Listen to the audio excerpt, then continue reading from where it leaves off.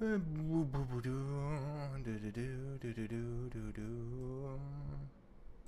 see if I can get this move over a little bit better. A little better situated for our needs. There we go. Move the chat over. Hello and welcome to, I guess, another Artcast. Been getting a lot of requests for another one of these things. This is a commission that I did 4 weeks ago. Yeah, about a month. Hello, Thomas Mill. How's it going? So anyway, this is a character on T.U.F.F. Puppy. The commissioner just wanted it in this kind of pose, and Leanne, I don't think her name's Leanne. So hey Jen, how's it going? Yes indeed, Sketchbud, a new Artcast, so this should be interesting. So here we go. Doing a little things differently. I won't be able to pause or stop or start this. I hope that's okay. I hope this works out. Again, I want them to figure out a way to just let you control the flow of the footage. But until then, I'm gonna try and do a little other work off to the side while we're doing this, so that way I'm just not here twiddling my thumbs for the next 2 hours or so. I'm gonna check in. Hello, REJ, Reg, I guess. It's just capitalized. I just pronounced it like that. But anyway, this character, yeah, not a real name. In fact, she was a. I know there was a really nice model sheet of her. The original pitch for the series T.U.F.F. Puppy, which was on Nickelodeon by one Butch Hartman. I know that the original pitch for the series was she was going to be the secretary. She was going to be like the lizard secretary. They have a character in that show, like the rabbit secretary. Pretty much fills the same part. I think she's voiced by oh gosh, I forget who. I think it's like literally the same voice as Kitty. I'm just blanking on that right now. I'm working on some modeling in Blender, and I'm just kind of focusing on that. It's a little bit meticulous work here, just kind of poking and pressing things, and not one that I really want to record, so we're just doing that and doing a little of this. What was I going to say? Oh yeah, she was originally meant to be the secretary, later sort of replaced by a rabbit character. She was meant to be like, she was meant to be really what's the word I'm looking for here? She was meant to be really, just very handy, like really methodical, and she was supposed to use her tail and her long stretchy tongue as part of her, it's just all of her abilities to run the office. Like a real multitasker, that little lizard girl. Yeah, we may talk about the channel awesome stuff in a little bit. But anyway, yeah, from the model sheet, it looked like she was supposed to be part of a bigger part of the series, and indeed that secretary character got maybe a few episodes. I think Kelswick, yeah, I think that's the guy. He's kind of like the Q of the show. I know he had a crush on her, so, and then yeah, there were a few other episodes that featured her. So yeah, I really liked that the character designer did like a really fantastic job making this character. I think she actually only appeared once in the actual show as like an extra. Like she showed up, yeah, like in the background a couple times. Multitasking. Did I say multitasking? I wanted to say she was very I don't know, professional. How's it going, Jenny 2x4? What show is this? Like I said, New Master, this was from T.U.F.F. Puppy, and this is just me. Oh yeah, that's the computer struggling because of I hit resize. Oh, that's no good.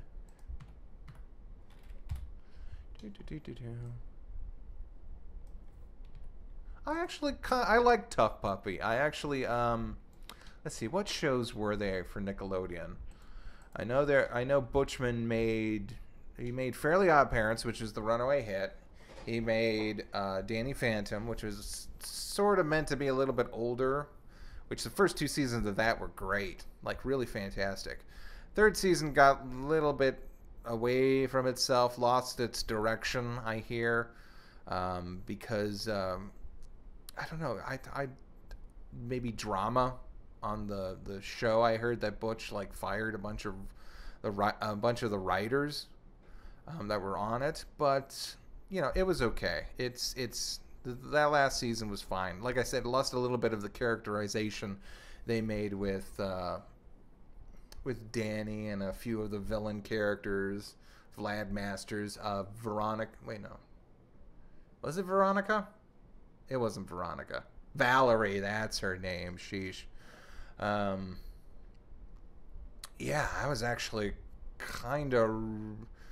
I don't want to go into a shipping war or anything, or just like come off like that. But I was actually kind of rooting for Valerie and Danny to sort of, because they had so much good chemistry. In fact, I think that was a joke in the Jello Apocalypse, the "This Is Basically" thing.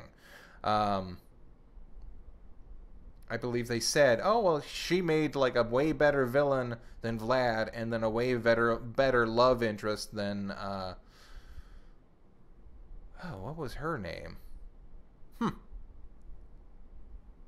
God, it's whatever. Maybe I shouldn't do this at the end of the day, or my brain is mush." What do you mean? What's going on in the chat? Oh yeah. But anyway, let's see. Butch then had T.U.F.F. Puppy, which actually I really enjoyed. It wasn't as deep as even the lore that Fairly Odd Parents got into, but it was good. It was engaging. I kind of liked that they never went with the whole. They ignored the like any sort of romantic link between the titular T.U.F.F. Puppy and Kitty. I love the Chief. I thought that was a great character. Who was the villain? Oh, they had several villains. I forget his name. Sam. Okay, Sam was it. Oh yeah, the Chameleon was great too. Yeah, I actually have a lot of good memories of T.U.F.F. Puppy. Even though that was like right at the cusp of when I stopped watching TV as a whole. And then there was Bunsen as a Beast. I saw like a few of that. It is okay. It was fine. It kind of gives me my gym partner's a monkey flashbacks, only in reverse. Oh, but anyway, speaking of Nickelodeon, I guess we will. Butch Hartman's not with Nickelodeon anymore, but that's not really that much of a bad thing. I mean, he had a really, really good run. But I believe the Dan Schneider thing, I heard about that. That makes sense. That makes sense, and also what makes sense is the frig. My brain is mush right now. Who invented Ren and Stimpy? Kelly? No, not Kelly. K. Oh well. But yeah, that wasn't a shocker at all.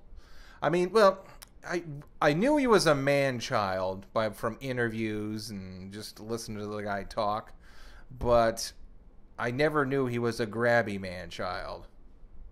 But that didn't seem like at all John K. That's right. It's just a stupid last name. Sheesh. John K. That wasn't a surprise at all. In fact, I think the funniest thing that John K. really did. Oh, by the way, if you think, people were like, "Oh no, Ren and Stimpy's ruined." Well, no, because a lot of other people worked on Ren and Stimpy. Bob Clamp, and just a shit ton of like really really talented people. In fact, it's been documented that they kind of ran the ship, and even Billy West kind of has an axe to grind with John K. He had every time he showed up in public, he kind of called him a prick. Hey, James Works, how's it going? But Dan Schneider. I don't really have much of a connection other than, I guess did he make all that? I know he did the slew of live-action Nickelodeon shows, like the Amanda Bynes show, and it's not Tim and Eric. That's something completely different shit. Tim and Drake? Tim Drake is a Robin. They were gonna steal Oprah or something. I don't know.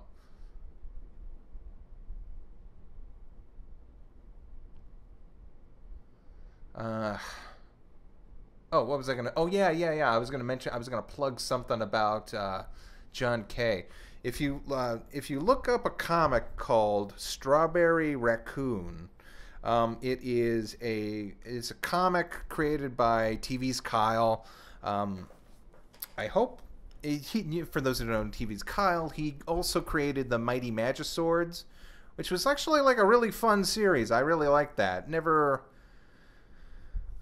ran on TV for a little bit. Actually started as like a weird app kind of thing.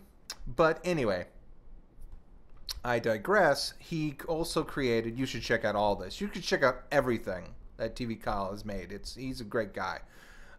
You should check out Strawberry Raccoon. It kind of reminds me of a little even weirder Star Versus. If like Star Versus did meet that kind of Ren and Stimpy, maybe even the late 90s Mighty Mouse kind of thing, because it's just that kind of weird humor. But there was one comic strip that I really enjoyed. It was Strawberry's got this. She's a raccoon who thinks she's a frog, but she's also calls herself. Her name is Strawberry, so that's a thing. So she's kind of like this anthropomorphic raccoon who walks around in this Super Mario Brothers 3 raccoon suit.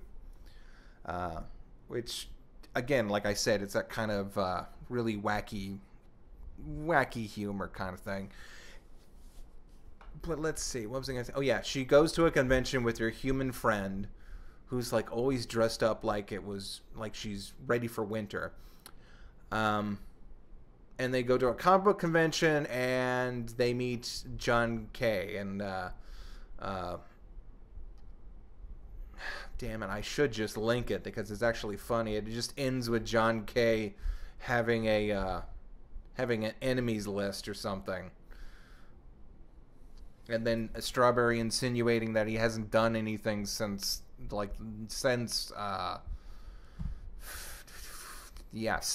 Stimpy. I'm just gonna say I liked Ripping Friends, but I wonder how much of that he was involved in. Actually, I kind of overindulge Ripping Friends because I like one joke that they have a lot, and it was the gag where basically the Ripping Friends is about four brothers, and then one of them is inexplicably black, and there's a gag where they're starting to lose their muscle mass, but there's Rip Crag. Rip is the kind of generic guy. I think he's kind of like the Charlton Heston kind of guy. Rip Crag. I know Jimmy's in there, but Jimmy's kind of like the imbecile friend of theirs. But anyway, there's this they take the blondest blue-eyed white kid and they say, well, a casual observer probably couldn't tell between us brothers, and they specifically point to the blonde, blue-haired white kid and the very bulky, almost like a football player, black guy. And there's like, oh, no one, like anyone who's not in our family couldn't tell the difference between us two. So yeah, ripping fans. Oh, hey Izzy, how's it going? Ripping Friends also kind of was the precursor to Sausage Party, because they did the hot dog and hot dog bun joke way before, because they were like, I don't know, they had a hot dog character and they had a hot dog bun character. The hot dog bun character had a slanted mouth and like a vertical mouth, and the hot dog had a very long nose. And I remember on TV, I thought that my TV was broken because for some reason they just went to black when the two kissed. But it looked like when the two were kissing, his nose went right into the bun lady's vertical mouth. So it looked like the act of lovemaking.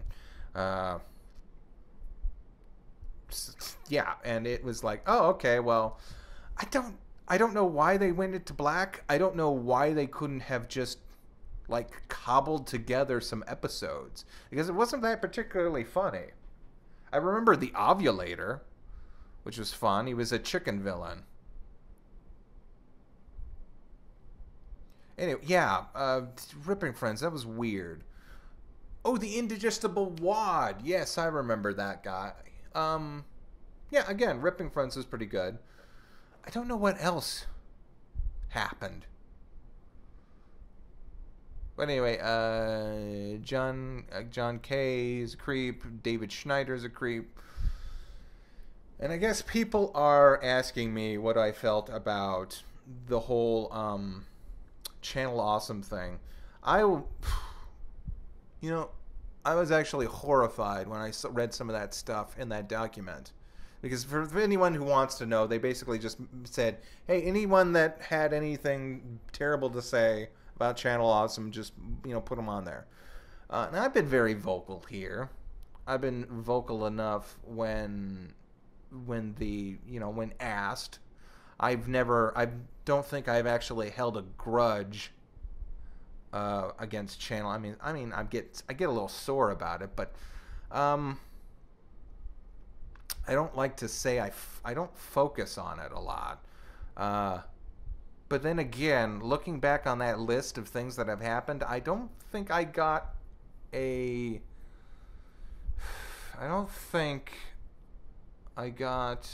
like nearly as bad as other people did. What with just insulting almost very sexist. Some of it was sexist behavior. Some of it was very insulting towards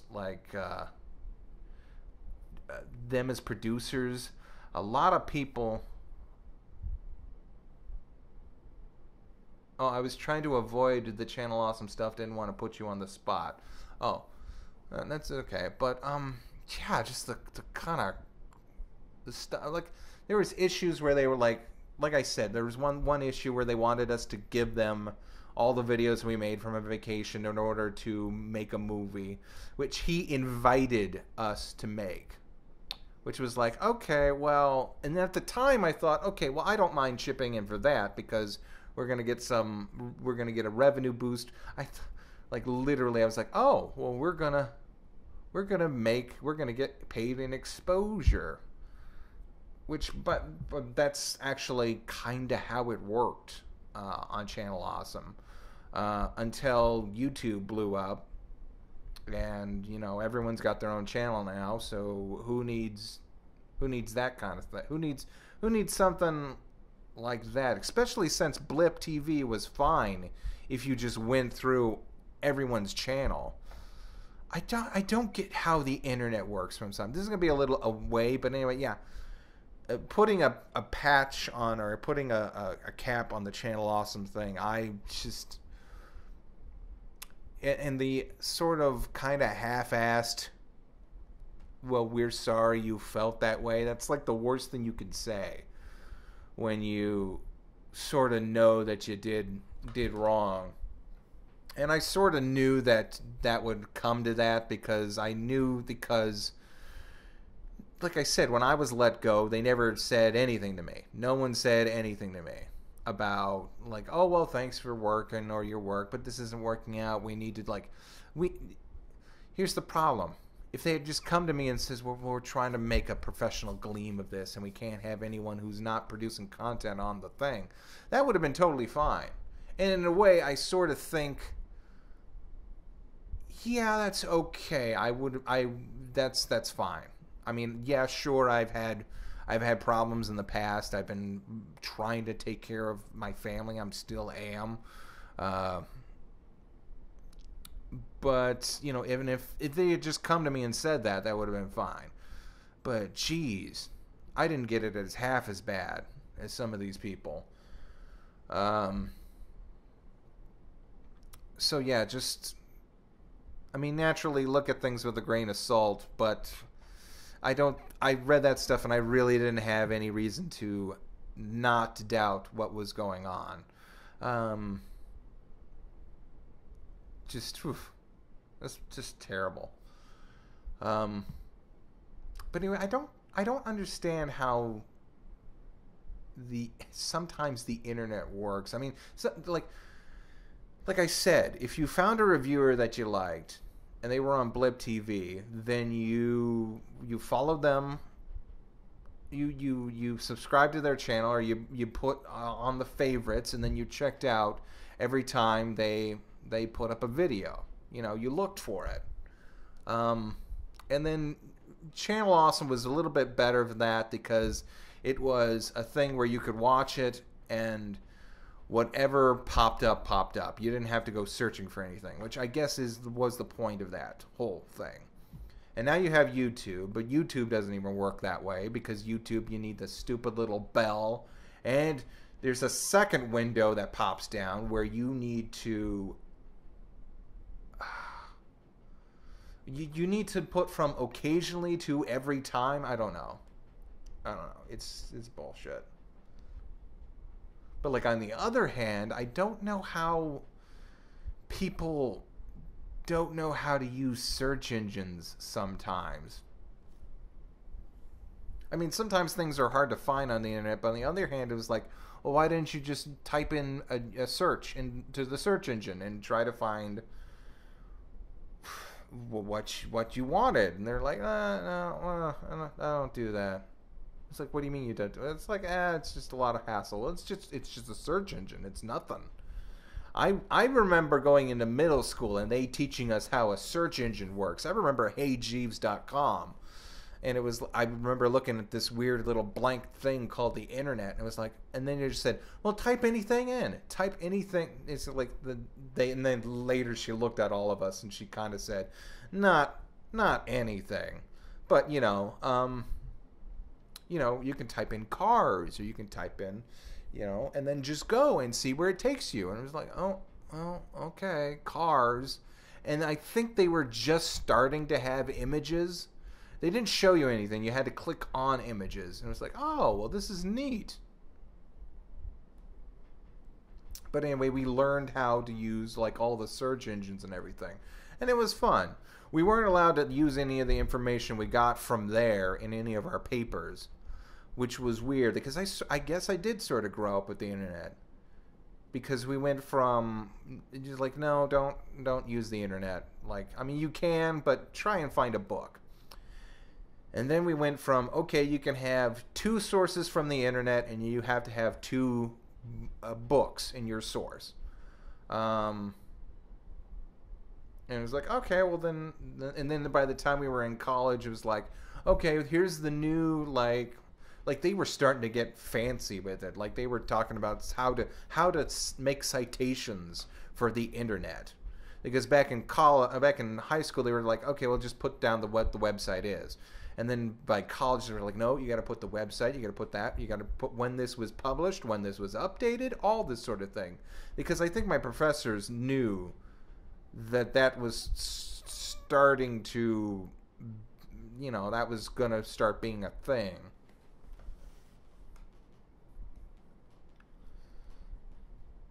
But anyway, that's just how my 2 cents on the thing.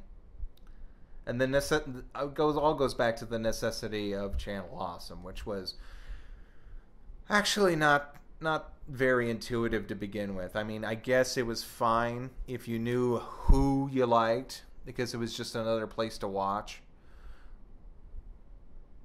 Because sometimes you just miss updates, and then you'd have to go back and like, okay, well, what happened this week? And the front page of, like, one thing I've never commented on, but like the business end of Channel Awesome, even if they were like honest and on the up and up and like really loyal to their producers, the design of that website was absolute shit. It really was. Just horrible. Oh, well, see you, Jen. You have a good night. Like, they only had enough space for maybe 5 things on the front, and that was like at the beginning. And then they I forget what else. It was just bad.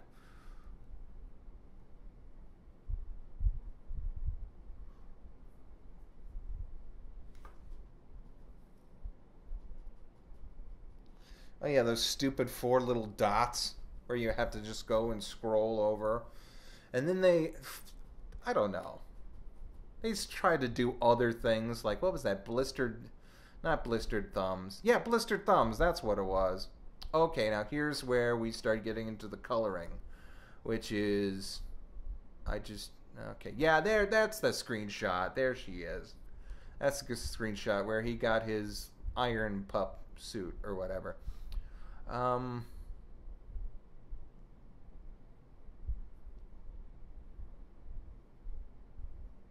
Well, yeah, Doug got first billing for everything, and then everyone else kind of filtered in below. And if you were like, I don't know, I guess there was like a weird hierarchy. For some reason, they never featured anything in just like a plain 4x4 squares, like YouTube. You type in YouTube search, and then you get a square of all the different searches. Naturally, there's like, you can sort by date, you can sort by popularity, but for the most part, you see a big page full of thumbnails, and you can be like, oh, well, that one looks neat, that one looks good, I might check this one out. When on Channel Awesome, you only saw really one thing at a time, unless you looked at the sidebar. And even when you looked at the sidebar, it was like the last 5 things that had ever been published on the site, unless you like hit the little button and it popped up a little more, and it was just, ugh. Have I seen the MLP movie yet? No, I have not.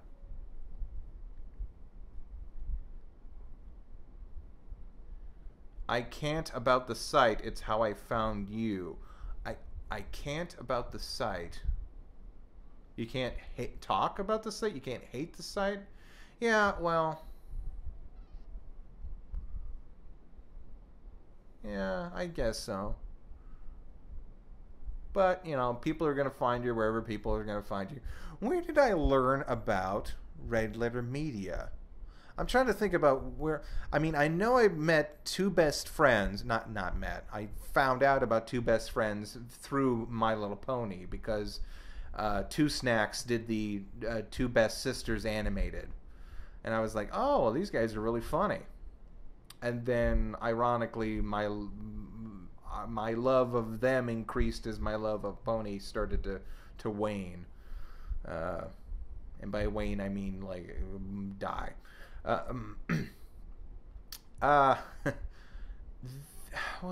Where did I learn about Red Letter Media? It wasn't Prometheus, was it? I guess it was that Prometheus video where they started doing that thing. Huh. And then, there's my brother and me, which I originally saw their Polygon video.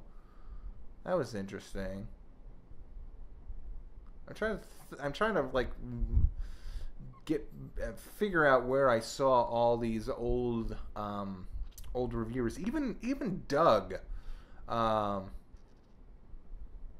Even Doug, like I remember because it was on YouTube, and I found him out because I had gone. Let's see, he was in college, and I was just going through a bender on old animation. Like anything that popped in my head, I typed in like, oh, it's SWAT Cats opening, or I found a bunch of old stuff like Gravesdale High and like all those wonderful old things. And then eventually that led me to his cartoon review of All-Star Cartoons to the Rescue and all that.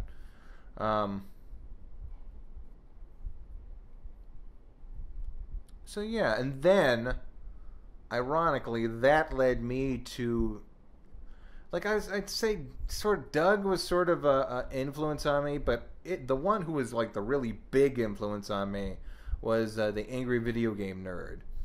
And not even the Angry Video Game Nerd, like his videos about the horror movies,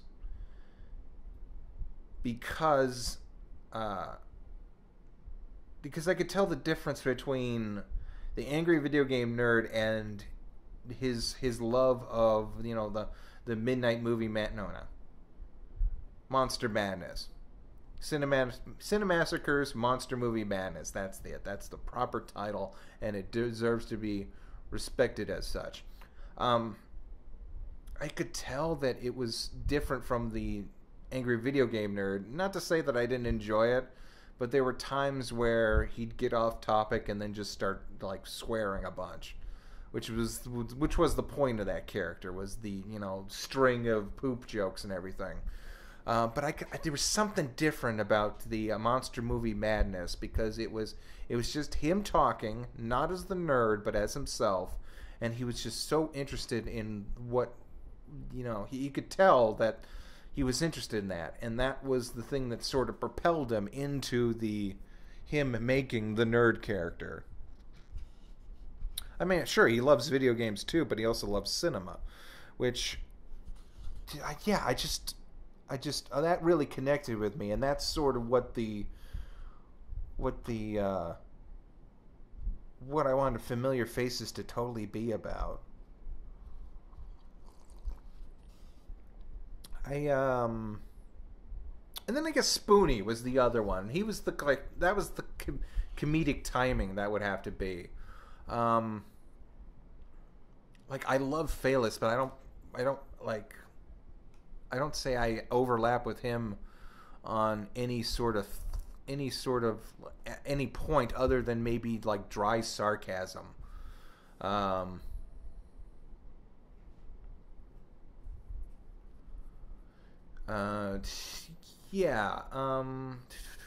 was I gonna say?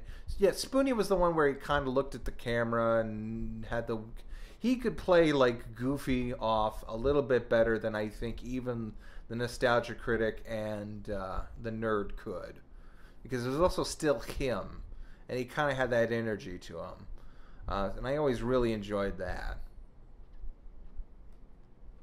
But even then, I tried to start my own storylines and stuff like that. Never could quite pick up steam on that. But you're about to pass out. Are you okay, Izzy? Oh, well, good night, Izzy. You be good. Give my regard to everyone at the Pizza Cat Party Podcast. Yeah, I hope I didn't upset her.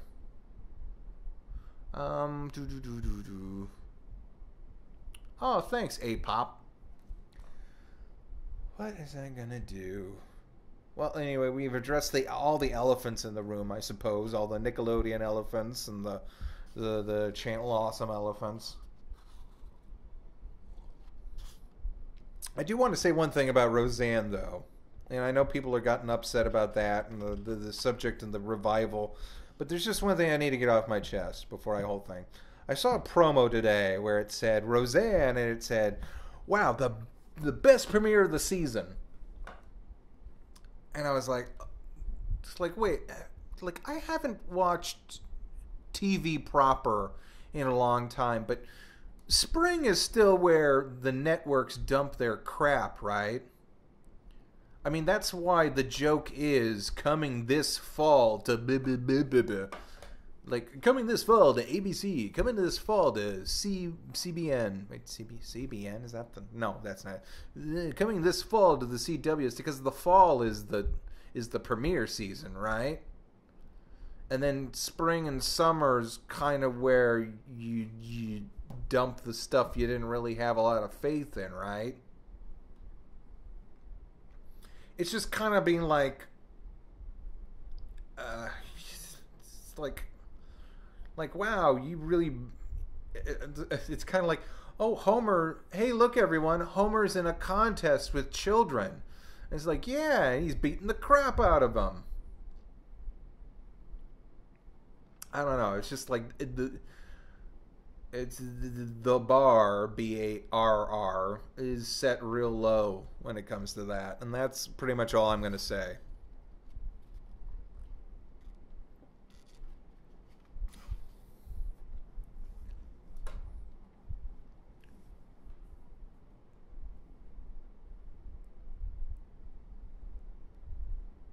Who plays Debbie is shameless in is in it. Oh, one thing I do want to say is, like, I don't know how you can have a sequel with Dan, because Dan died, right? Like, there was that weird there was a weird last season. By the way, every writer who says they worked on that show was like saying, oh, well, she was insane. And they all got fired. Kind of like a Trump administration. But, like, I distinctly remember the last season being like, they won the lottery, and it was about how she was like running around and being rich and all that good stuff. But then the last episode was where it was about Roseanne writing, like, almost like wish fulfillment or something. Like, she was writing her own book or something, and then but she says, oh, but honestly, Dan never survived the heart attack. Right? Okay, he did, but they just retconned it. Okay.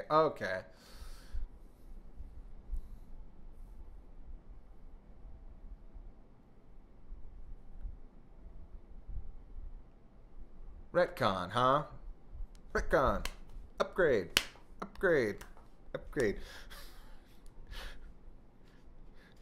What do you mean the patch erased my dead baby? Start a new save. For those who don't know, yeah, you should also, if you like Two Best Friends, you should check out the side channels for Two Best Friends, such as Willie Versus and Matt McMuscles, and I think it's almost a channel with Peach Saliva. It's not saliva, is it? Oh well. But anyway, Wooly versus God is hilarious. And it's more of just like a discussion. It's not like, angry atheism. It's more of a discussion of the topics of religion. The Job animation kills me. It's like the best they've ever done, or the best that artist has ever done. If I just need to think of Satan crack opening a fortune cookie and then saying the words, oh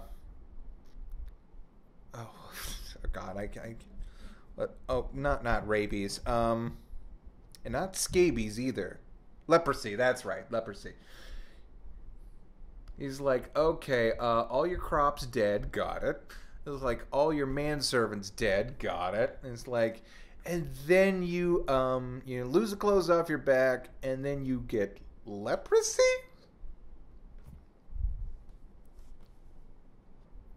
Oh, that's hilarious. Those guys deserve more views. Do. Here's my DA. Okay, Thomas, let's see what you got here. Ooh, nice. Caged creatures. Oh, damn, that's a good Wander Over Yonder image right there. I like that. Huh. Very cool.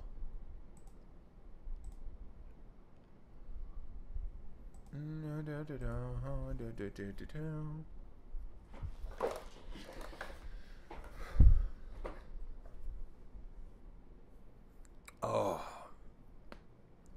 I'm looking forward to Woolie's reaction to the reboot. Uh, I remember when they premiered Reboot. I got so excited because I remember seeing. Speaking of like ABC, yeah, I guess it's ABC. I remember that night that they always used to do this thing where they had TGI Friday, and they'd have a preview of all the cartoons that the kids could watch the next morning, and it was like a little bitty preview. What did we lose? No, we're fine. We're good and stable. They had a little preview, and they had like Urkel and oh god, what was her name? What was Urkel's, like, the girl that what was the girl that Urkel sort of had a crush on? Like, really obnoxiously, like actually really uncomfortable in today's standards, kind of obsessing over her. Anyway, I remember they watched both Reboot, and I was like, oh wow, that's weird. That's like computerized generated thing. I've never seen anything like that. And then also, that was the same night that the Sonic the Hedgehog Saturday morning series premiered, and that had like the most badass opening with like the spaceships coming over, and I was like, oh, that's great. Laura, that's right.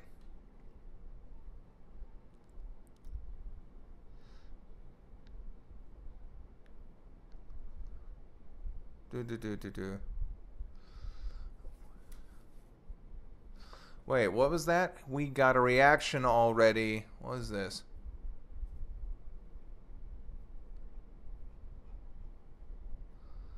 Well, we got a reaction already. He went on a Twitter rant. He celebrated getting blocked by them. What? Hey, Joe, what's it going? Hey, Joe. Hi. Hey, Hype Monster. How you doing? I was gonna. Now I'm thinking of that Key and Peele sketch about Family Matters. No. I'm an actor. I'm a fucking actor. I've done more cocaine than you weigh, motherfucker.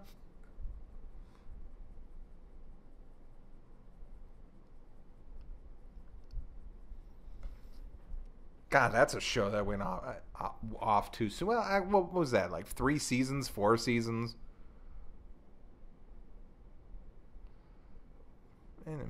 But anyway, let's see. What was I gonna say? I'm bouncing all over the place. I'm not even working on the thing I wanted to work on now. I'm just kind of focusing on the drawing and talking to you people, which is good. I needed to do that. I don't need to be multitasking. Everything sucks when I start doing that. What is this? Go away. Shoot.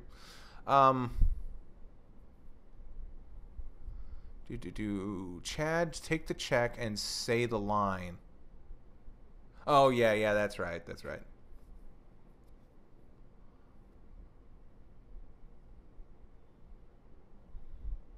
Oh, that's wonderful, Joe. That's right. Happy birthday to you.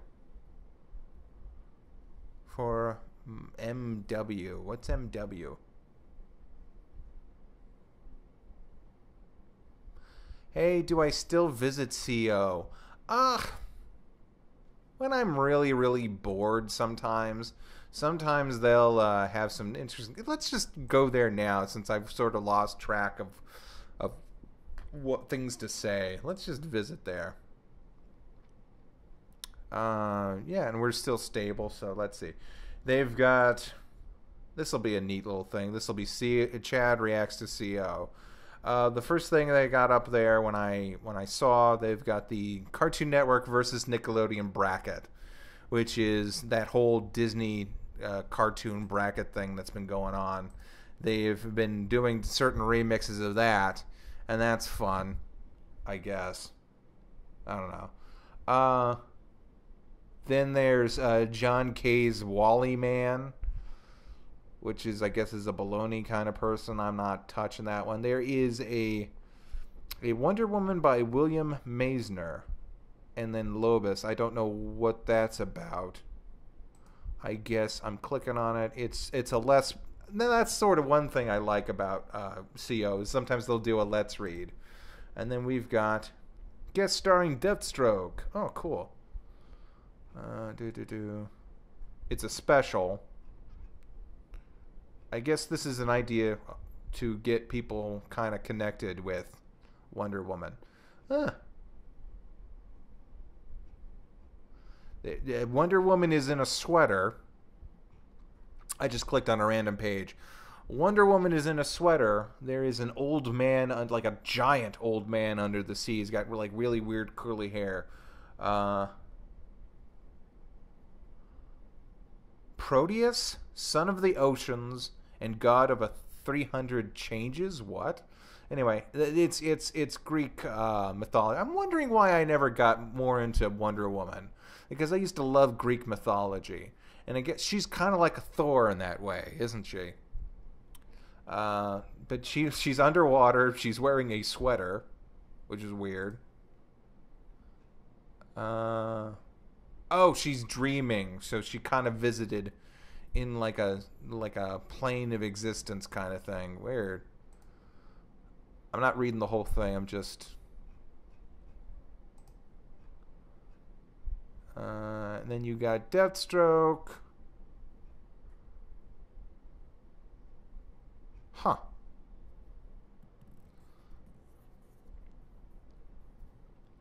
Okay, anyway, that's neat. Was she dating Deathstroke? Because I guess that's supposed to be her in disguise at the end. I don't know. Who cares? Then we have... They got a thing for Pelswick. A form for Pelswick. That's neat. The kid in the wheelchair, that Nickelodeon show. Oh, Double Toasted. Yeah, I like that. They've got like a Mr. Meaty. They got a little thread for that. Remember that puppet show that was on Nickelodeon? That was weird. The DuckTales 2017. This one's actually interesting. Let me look into this one. Oh, it looks like they might actually show Goldie soon.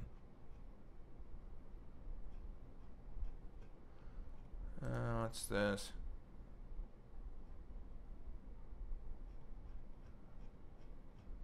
Nothing. Okay, I've just come across the first SJW because they're pissed about the new Webby, whatever. That's why I barely visit this place. Oh, actually, there's some really nice fan art here of... Okay, and they're lesbians. Yeah. It's Magica and that, like, Huey, Dewey, and Louie's mother, the redesigned version, and they're just kind of like being lovey-dovey. Damn, Magica is awesome, isn't she? Wow, this is actually some really good artwork.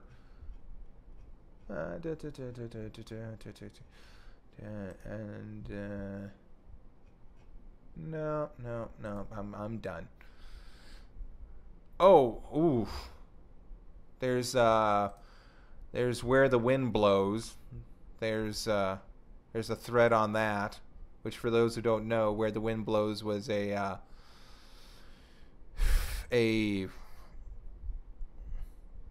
oh yeah, that's right. I had to go and use this. I used the colors from this. Actually, no, they specifically gave me this photo as a reference.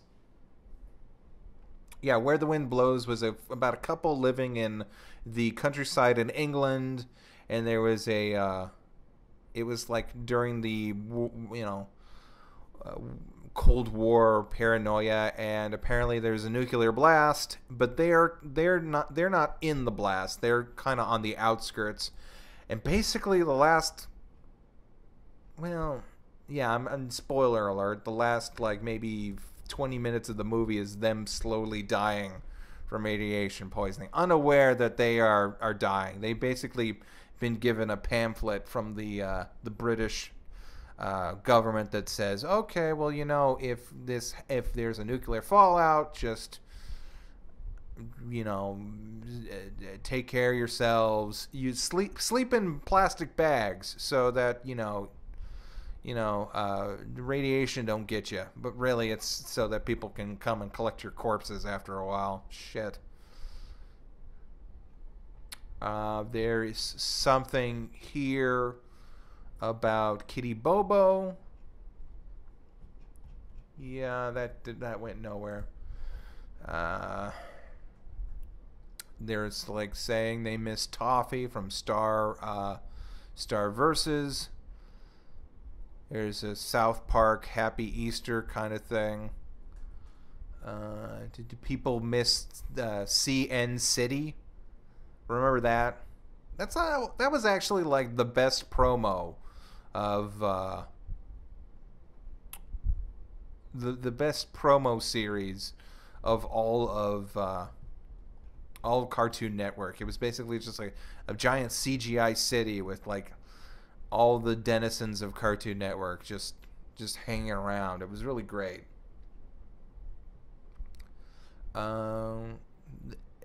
They've got an April from Teenage Mutant Ninja Turtles thread here. Yeah,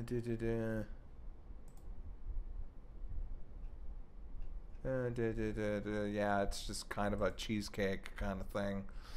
Pin-ups of April. A Rule 63 Beast Boy for some reason. Yeah, I mean, yeah. And then a bunch of shit about John Kay. So yeah, I when I'm bored sometimes and I don't really like, I mean, it's interesting. Like, I'm glad I read that thing about Wonder Woman. It looks interesting, but yeah, some of the topics are just kind of old.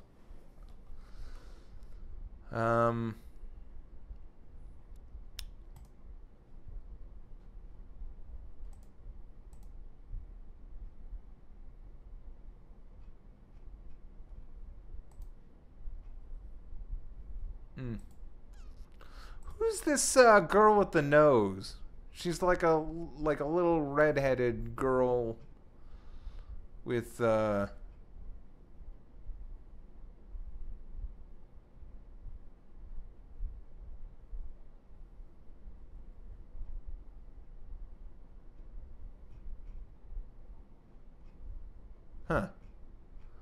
Okay, there's this whole thing with like American Psycho.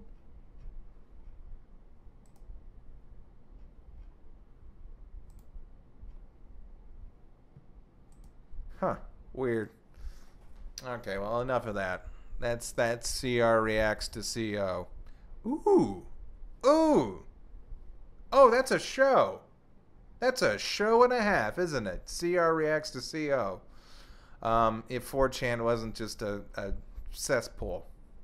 That's like, CO is sort of like a nice block, like a nice block of apartments in the middle of like a really, really shitty bad neighborhood where there's like a bunch of drug lords around.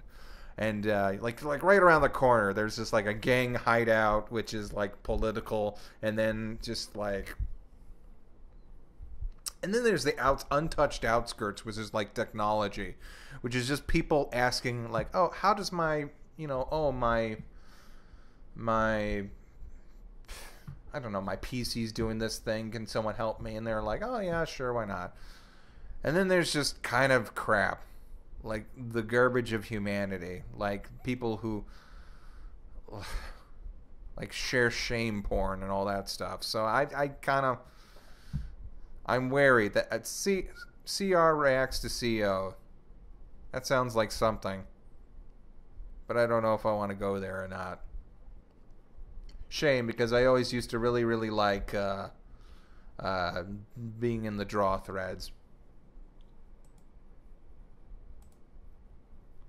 But anyway, back to you guys. Oh, see you, Joe. You be good. Enjoy Devilman, whatever that is.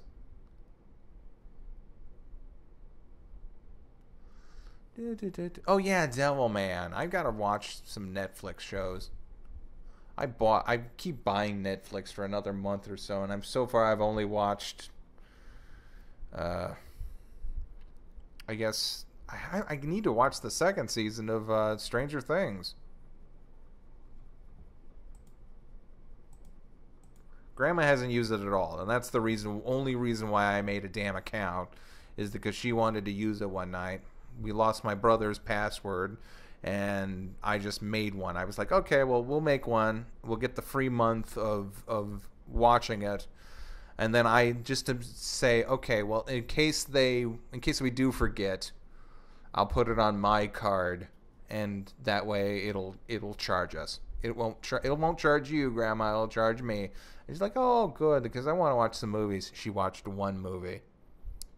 And oddly enough, it was like The Vault. It was like a horror story. It was like a ghost story. She was looking for in drama, and she ended up watching a movie about bank robbers who were sent in the back of a bank vault. I should put a camera on her, because she was actually pretty dynamic about it. She was like, oh, wow, it's weird. And my grandmother doesn't watch movies. She doesn't watch movies. So this whole thing about like ghosts in the back of a vault during a robbery, this was just all new stuff to her. This was all brand new, because she hasn't really experienced like the last maybe 30 years of cinema. Sort of what happened with my my uncle when he saw Avatar, because he didn't see Dune, and he didn't see like Aliens, and he didn't see let's see, what are the Aliens, Dune, Pocahontas. He didn't see any of that. So when someone who doesn't like ingest like entertainment on like, I would have to say like on a level of like me or like other people who just do this for a living, nothing seems like really like, it all seems derivative to us because we're constantly exposed to it. On the other hand, I remember going all the way back and not knowing what any of it meant. Like, I remember being like a little kid and not knowing what Looney Tunes was. I kind of vaguely remember what Looney Tunes was. But my experience with the new stuff was like maybe Tiny Toons when that came out. And then I was like, oh, Bugs Bunny. Oh yeah, I kind of know who Bugs Bunny is. And then they show the Bugs Bunny and Tweety hour or whatever. Huh, that's weird. No, it's just the stream, I guess. It looks like it kind of shot down in quality a little bit. No, we're still good. But, yeah, so she was like, I don't think she liked it, but I think it was interesting to her. And again, she was looking in drama, so she thought it might be about, like it's that one thing that the two best friends were talking about. It's like they wished that movies started as one genre and then kind of melded into another. like when Grandma was watching that, I bet it was like, oh, well, this is like a bank robbery movie, and there's going to be people who do bad things and then maybe turn on each other. And then all of a sudden it just turns into ghosts. Like ghost movie. Which is weird because she reads a ton of books. She's constantly at the library, and she says when they start getting to like the goofy, weird, supernatural stuff, she'll just like, you know, she'll close the book and just kind of be like, whatever, I don't like it. But the fact that she watched that whole movie is interesting to me. She hasn't seen Ghostbusters ever, but she knows that she knows about Ghostbusters because that's all I did as a kid.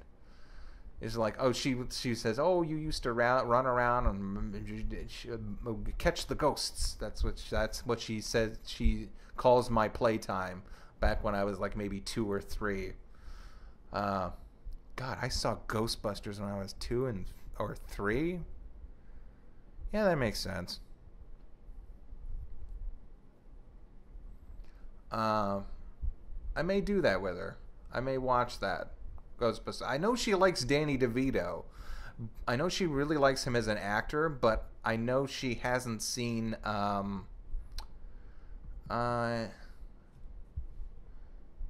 OBS is fine, and even on YouTube is cleaned up now. I know she hasn't seen like Always Sunny in Philadelphia. Like, I'm the trash man. I throw trash all over the ring and I eat it. I don't know how she would react to that. I know she like really liked Wedding Crashers for some reason. Like she really liked it. And then I rented it one evening, and then she was a little bit startled to see the naked boobies flop in front of Owen Wilson? Was it Owen Wilson who was woken up in the middle of the night by the girl who was just going crazy? I don't know.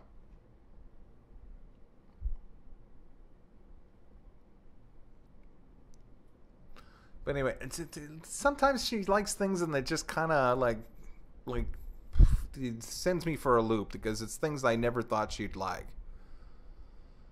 It might be OBS, CR. My OBS keeps crashing when I stream.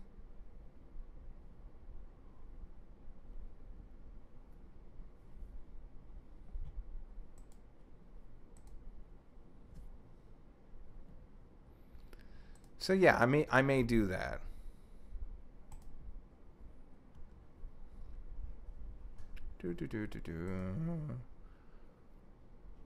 I know I want to start doing more of these streams, and I know I want to start doing more of the, let's see, I'm starting to get my shit together. I told you all about the chalkboard, which is, which I put all my projects and I put it on the chalkboard, and now I have moved on to stage 3. I mean, I've been doing pretty good trying to get some stuff done, but I moved to another stage, which is, it's not enough to just have it on the chalkboard. Now I've got a calendar, and I wrote the project on the calendar, and I am doing it. I'm just going to wake up each day. Like I have 2 or 3 projects that are manageable projects, and I just organize myself and try to get them. Those are the deadlines, baby. And if I don't do it, then I don't know what. I don't know what the punishment is. The punishment is I didn't get it done, and I'm a piece of shit. But this one, I just wrote this down tonight. I said Artcast, and I'm doing it. So I think there's another like maybe 45 minutes of this. Yeah, maybe I should have condensed that a little sooner, but this is the process. Oh crap.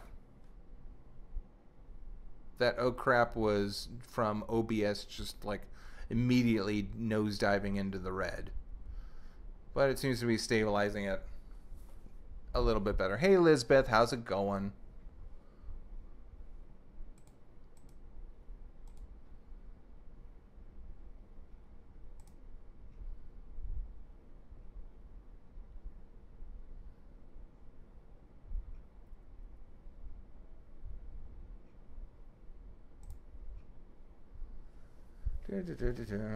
Come on, don't shit yourself, OBS.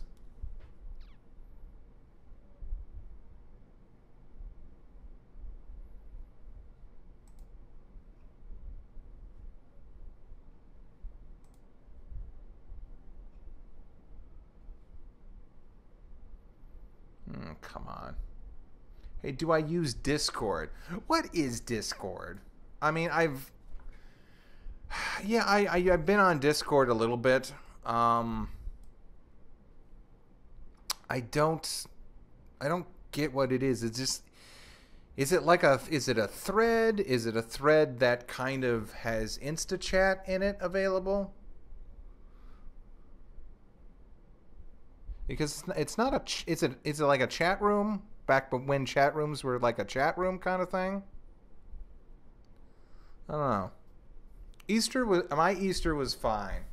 What we did is I got up, I went to go see Grandma sing in the choir for Easter because she was practicing their songs for like a whole 3 months, and that was wonderful. Then why is OBS crapping itself all of a sudden? Huh. Is this on? Yeah. It'll clean itself up. But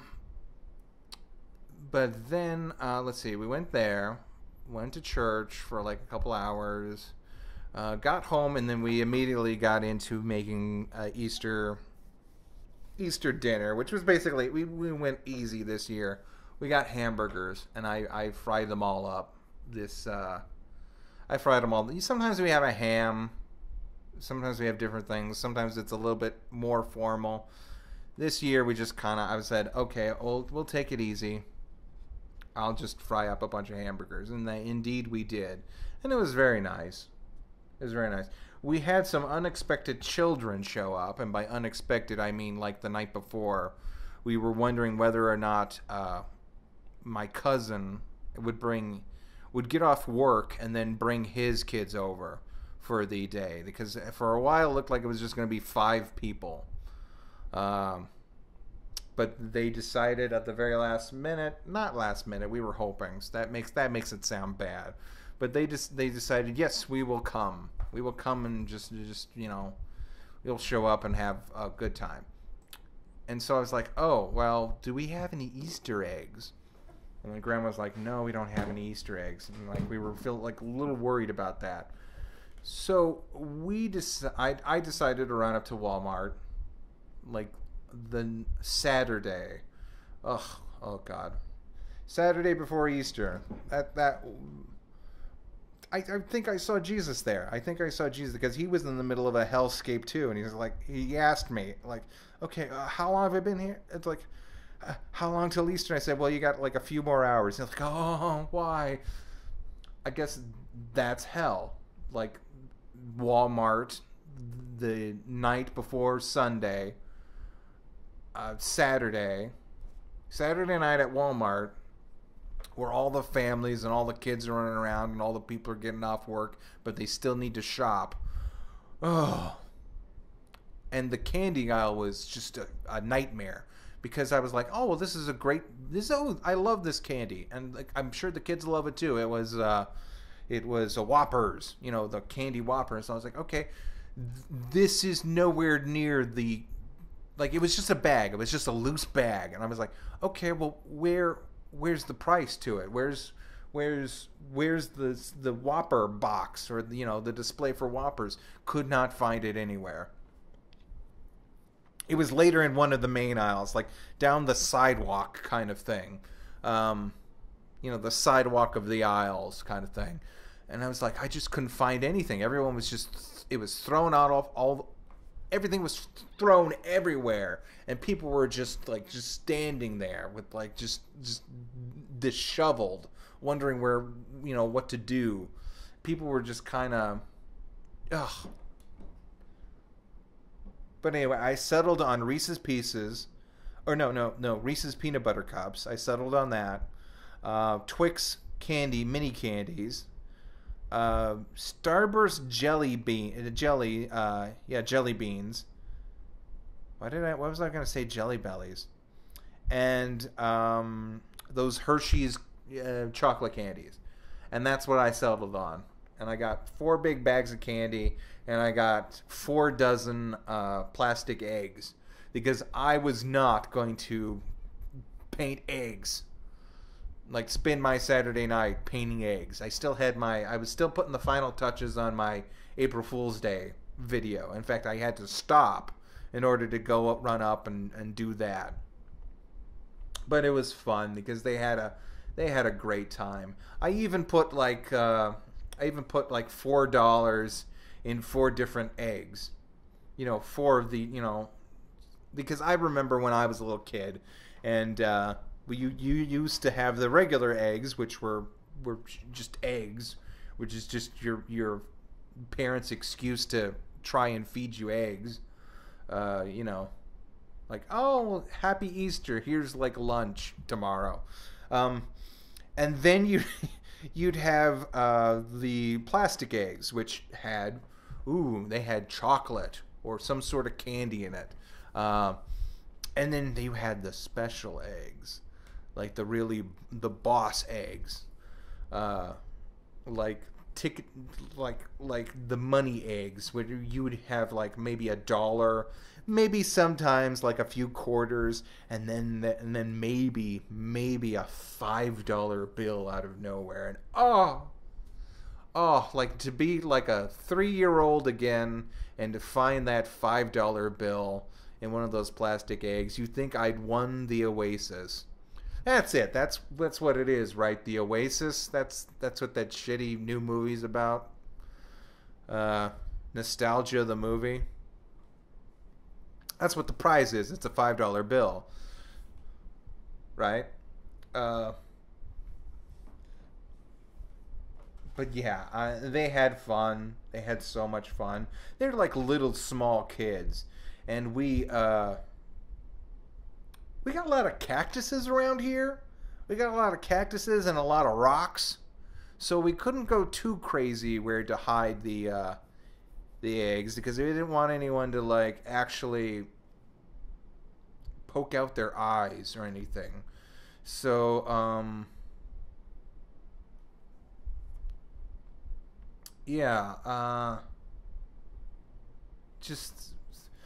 it was fun. But a lot of like overlapping. Like we like put an egg in. We put an egg in a flower pot, and then we put an egg like off to the side of the same flower pot, it's fine. Because like one was 4 and one was like, I think 3. I think there's a year difference between them. So yeah, 4 and 3, that's fine.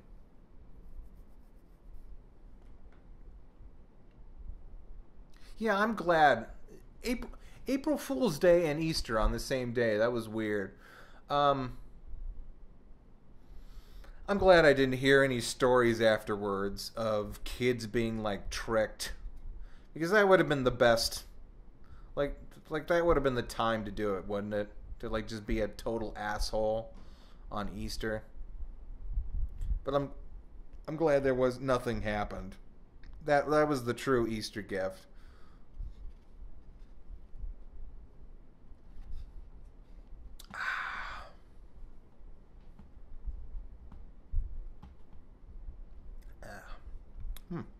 We still have some tea left over from yesterday. It tastes delicious. But anyway, yeah, that was my Easter. And then after that, we just my grandmother made the most delicious German chocolate cake. Oh, damn! I don't know what she did. She does something. It's like weird. There's buttermilk in it. And for those who don't know, buttermilk, it's basically runny sour cream. I remember, like, I recently just tried buttermilk recently because my grandma is the only one that cooks with it, and I was like, oh well, is this buttermilk still good? And I opened it up and I took a swig of it, and it tasted like sour cream. It tasted like salty, and it's like, oh, That's horrible. That's disgusting. And she's like, no, that's how what buttermilk tastes like. And it's like, ugh.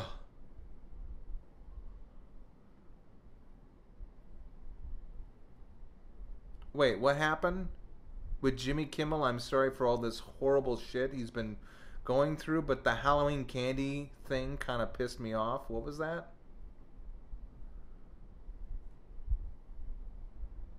Whatever. Jimmy Kimmel's not Jimmy. Who's Jimmy Fallon and who's Jimmy Kimmel? Uh,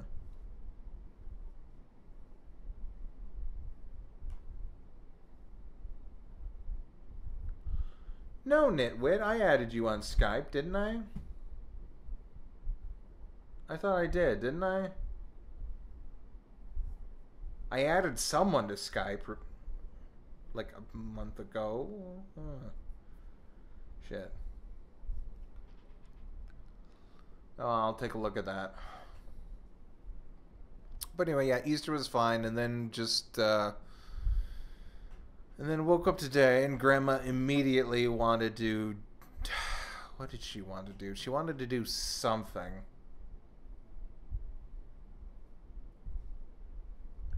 Oh yeah, that's right. She wanted to change her drapes. And then I had to go and these aren't normal drapes, by the way. They're like bolted into the wall, and so I had to go and get a fancy new screwdriver and like one that's like it's got that weird star thing. I don't know why they put this on the wall. I guess the contractors were just padding their bill. But anyway, like this weird star. The star screwdriver and had to get that out, and then I got them off the walls, but then we had to go and find out which paint it was. It's like, ugh. And I was trying to get some work done this morning, and I don't know. Things happen. Whatever. Okay, so Jimmy Fallon's the asshole, and Jimmy Kimmel is the good one.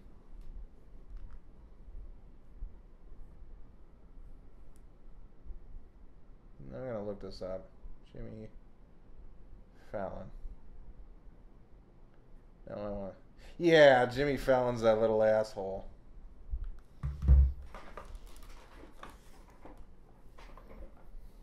I remember him. He's when Saturday morning. Not Saturday morning. Saturday Night Live started to suck.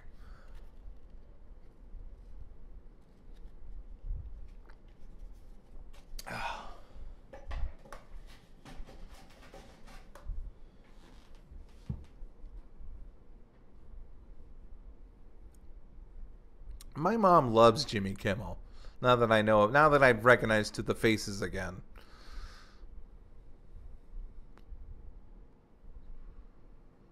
Oh, what is this? Okay, now let's just start working on coloring. Yeah, I really should have. Doubled the speed on this one. Oh, come on, Chad. You're getting sloppy. You got to... The tail is overlapping a bit, and it's driving me crazy. What are you doing? Oh, well.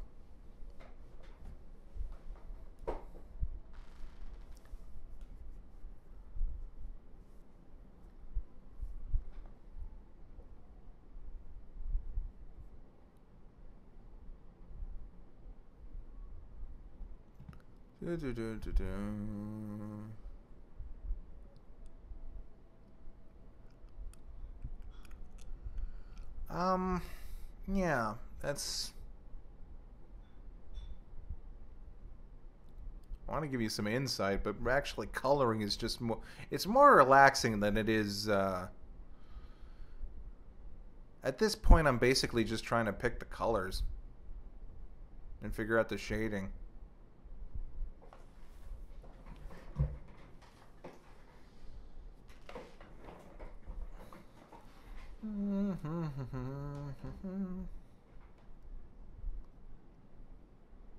Let's see, we got Easter and then April Fool's Day. Not much of an April Fool's Day, was it? I think it's because more people were doing Easter stuff. I mean, I made my video. Which, by the way, that video, like, at first it was just going to be like, it was just going to be me saying, oh, well, I figured out a way to kind of get paid, which is a trick, which apparently, yeah, it is a trick on YouTube. I originally wasn't so mad, but the more I thought about it, and I just started writing, the more I just was kind of like, oh, well, this is actually kind of bullshit. Why am I sitting here kind of hoping that I don't get, you know, nothing happens? And so much other shit has gone down. I just got kind of more mad about it.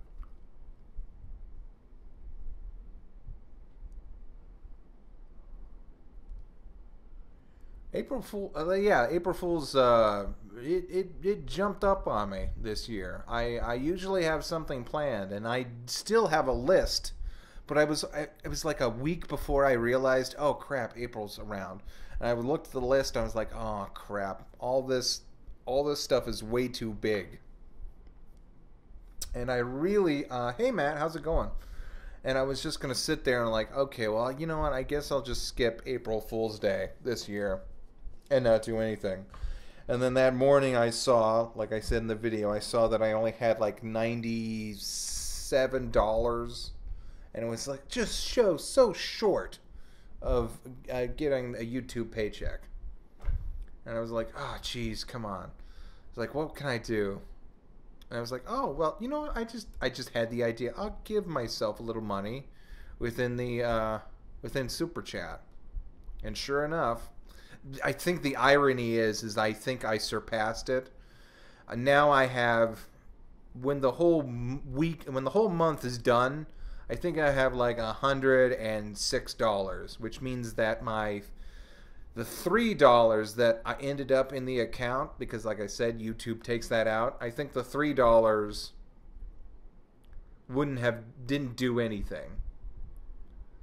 So like I jumped the gun a little bit, but that's okay, because I'd rather have jumped the gun and gotten that idea than not have done anything at all.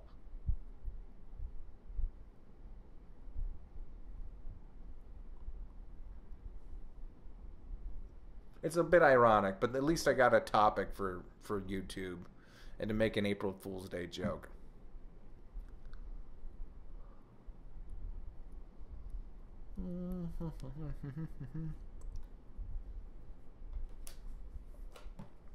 Someone asked me if I had seen Ready Player One. I have not. I don't really plan to see that. Kind of looks a little obnoxious.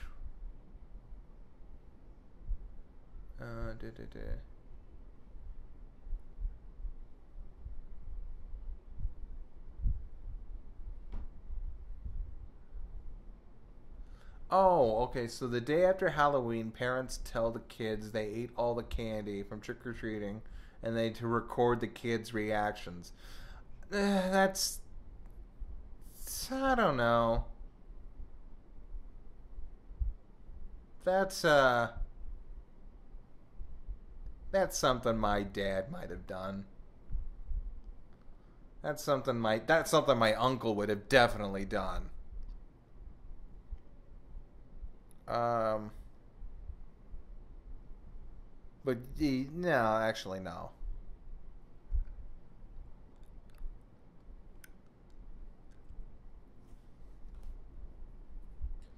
But yeah, like I said, got things to do. Kind of just kind of really jumped up on me. I don't know what I was. You know what I was thinking? I was thinking Easter, and I was like, oh well, Easter's right around the corner, because Easter is always like maybe. Easter always takes place on the third day from the Passover, right? On Good Friday. Because Passover starts, and then 3 days later, you got to have, you have Easter, because that's the resurrection. That's the way the calendar works. So, but Passover tends to jump around a lot. So, yeah. That's why that happened this year. And so I was looking and I was like, okay, well, Easter's here. Easter's here. I was like, oh, no. Easter and April Fool's Day are the same day. Also, apparently, let's see. Is it come on. Are you telling me a calendar can't pop up? Yeah, Friday the 13th. Next Friday. I've been sitting on a script for Saturday the 14th. I've been sitting on a script for that. It's a little convoluted, but maybe I could do a little bit of polishing. Because Saturday the 14th is actually like a pretty weird little movie. Actually, maybe I don't want to do that because that's starring that one other actor who again, with all the fallout from all the sexual harassment, I forget what his name. He was the dad on Arrested Development. Like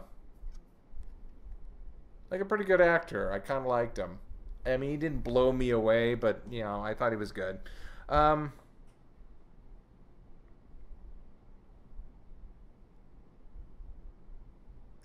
Yeah.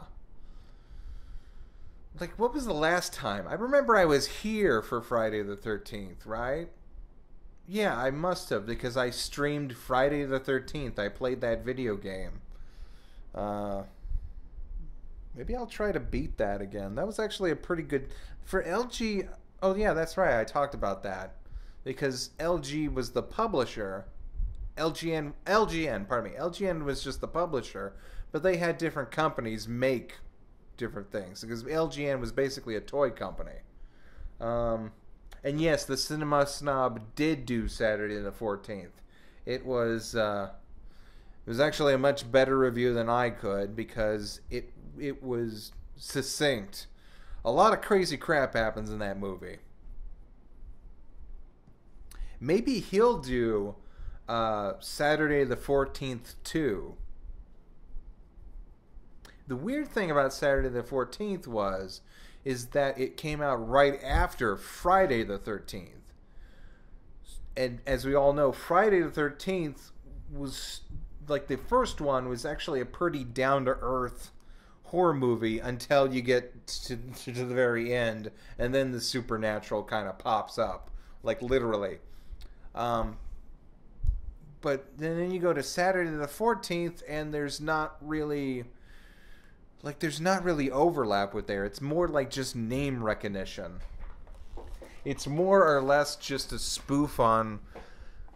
God, I don't even want to say it's a spoof on horror movies because I think it was done by the wife of... oh, God, who's that horror movie actor? They did Sharknado recently. What is it? Shit. I'm trying to think. Let me look up his name. Hold on.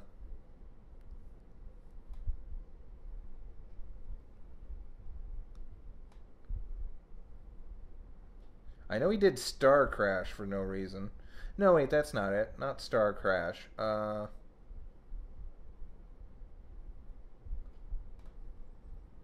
let me just look at Saturday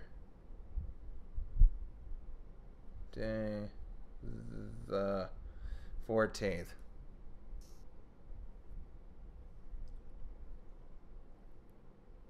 Richard Benjamin.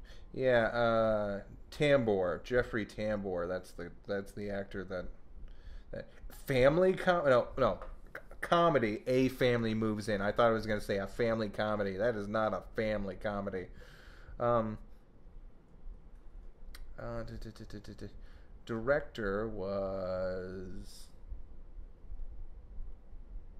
Howard R. Cohen. Directed it, but I know it was produced by Julie Corman, the wife of come on, load faster.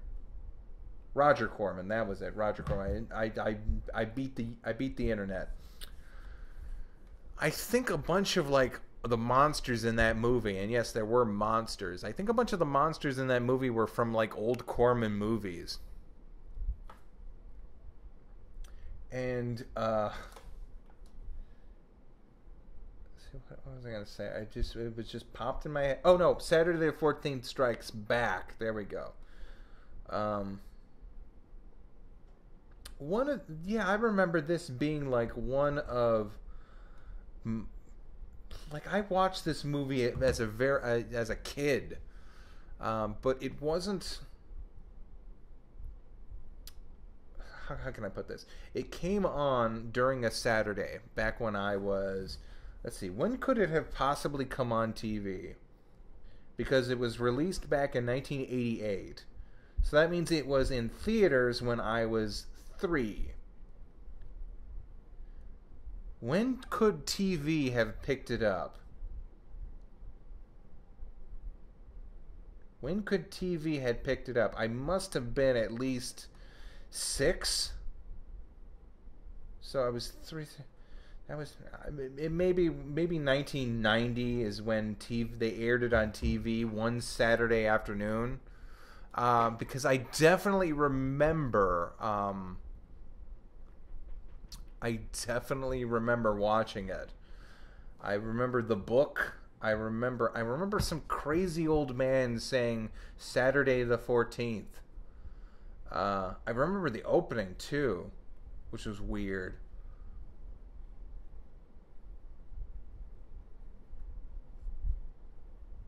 So yeah, it's just like oh wow, I remember this movie. I totally remember this. This is weird.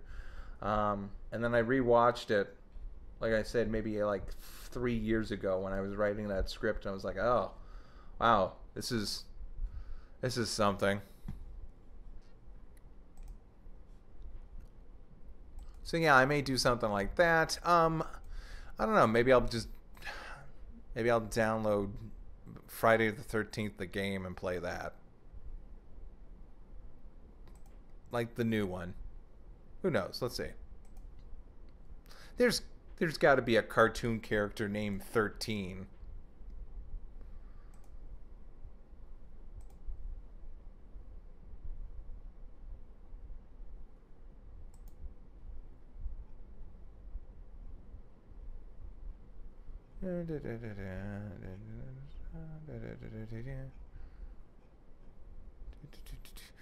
Yeah, we're just like on the final bend here.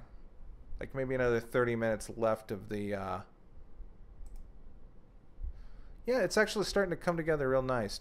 We're just at the shading point.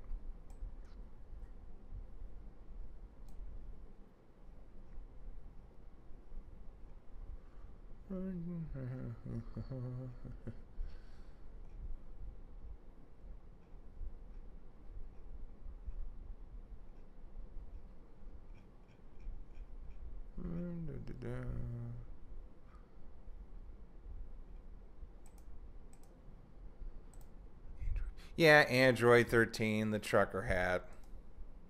No, like I remember there was a weird cartoon like something something 13. Oh, Johnny 13. That's a good one too. I remember Sector 13 or something. It was a weird show. It was on Fox. I'm almost certain it was from Deke. Like it's like super Canadian, like a sci-fi show. And I think he had like a robotic rod.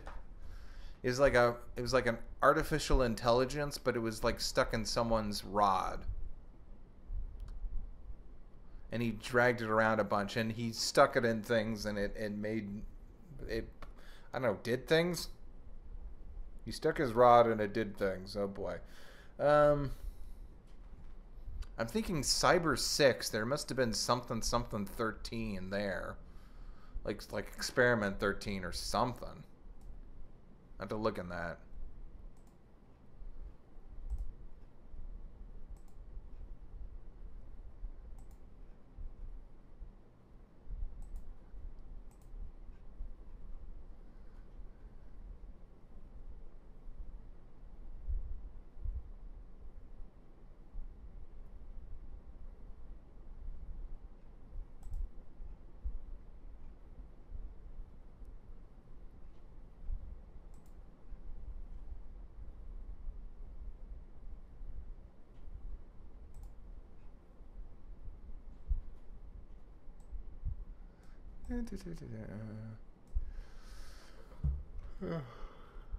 Oh, there's a stand called Jojo called Def 13. Oh. Def 13. What's his stand power? There's a Tracy 13 from DC Comics. Okay. Okay, let's keep the ball rolling. I want to know what Def 13 does, James.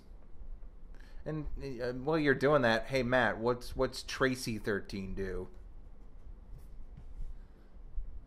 Like what series are they from? Oh yeah, the 13 Ghosts of Scooby Doo. Maybe I could do something with that. I have that on DVD. I bought that twice from two different Goodwills because I bought it once and they didn't have the second disc in there. And then I bought it again and I want to say it would have been neat if I had bought it and I had gotten the other disc, but no, I bought it and I got the complete set this time, which is good. That happened to me twice. Which was a huge disappointment. And then again when oh no, this was soul crushing. This was like absolutely horrible. I thought I had gotten a Flight of Dragons, the Rankin Bass high fantasy movie. A Flight of Dragons. Oh, I love that movie. It's so badass. Like I said, I was excited because I thought I had finally found it. It's really hard to find on the internet and on just VHS. I'm sure there's a DVD of it, and I could pick that up anytime I want to. But just yeah, I got it home and I flipped open the VHS and it was like sports greatest bloopers. It was like baseball's greatest bloopers, and my heart just sank. I was like, oh, why? No. Like I thought it was gonna a magical princess, just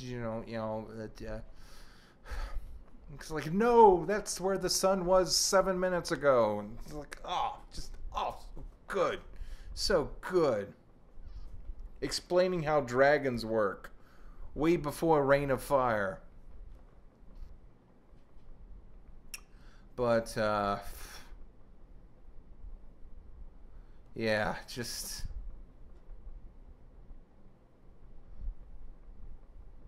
What was I talking about? Oh yeah, Friday the 13th.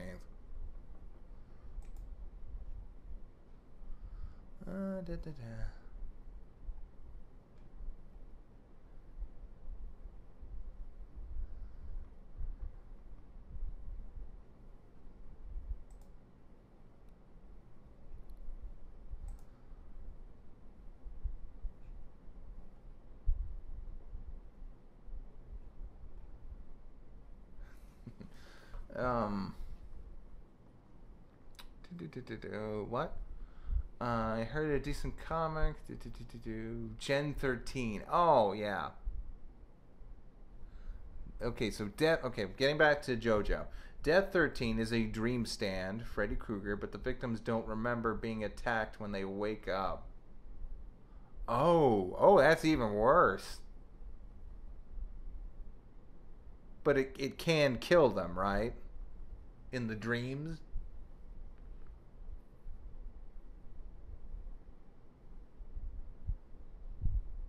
Well, what was Sierra talking about with the dragons? Oh, I was saying I found a Flight of Dragons on VHS at the Goodwill and got home and it wasn't Flight of Dragons. It was sports bloopers. And I was really sad.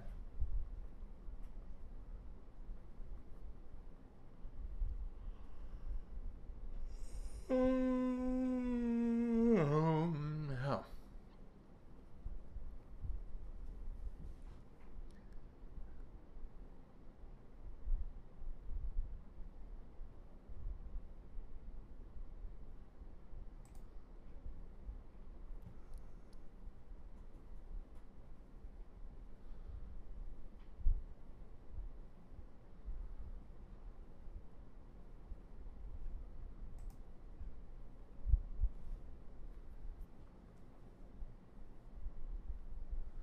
Am I still? Yeah, I'm still talking. Is the audio bad?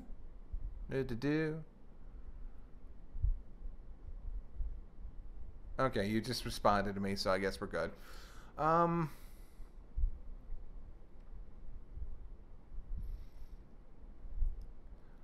you know what? I don't think I sped this up at all. Yeah, I didn't speed this up. Yeah, that's weird. Oh, that's right. That's right. I was gonna say, oh, that was gonna be a point. I've done this. This was made so long ago. I was gonna tell you guys, oh, this is just me working at regular speed. 2 hours for a drawing. That's not so bad when it's fully inked and everything. The colored lines are what really. That's the thing that like really trips me up.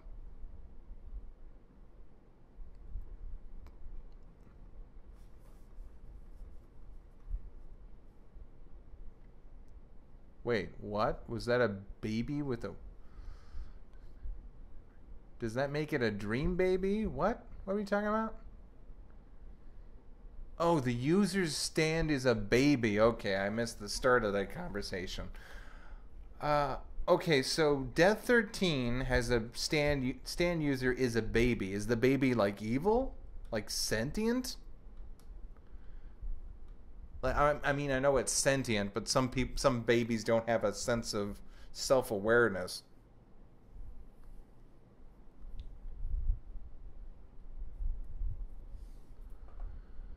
Huh. Weird. God, Jojo's so freaking weird. It's like a turtle with Mr. President. It's like just when I think I got it.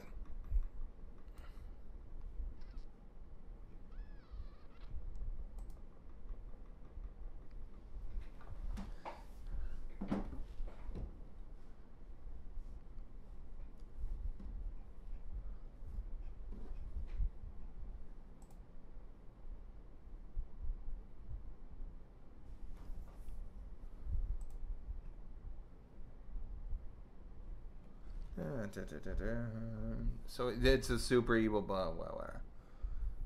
Yeah, but is Dio paying him? Is Dio paying? Wait, no, actually, that's I've pardon me, I've I've overstepped my boundaries. What part is this in? Because if it's in part, I don't know. Let's see. You've got Stardust Crusaders, which is them basically going on their little journey. But before that, you have you. Is that the one? No, that's not. That's not the one with Dio. That's the one with Cars and AC/DC and Whamu. Yeah, Whamu or Wham.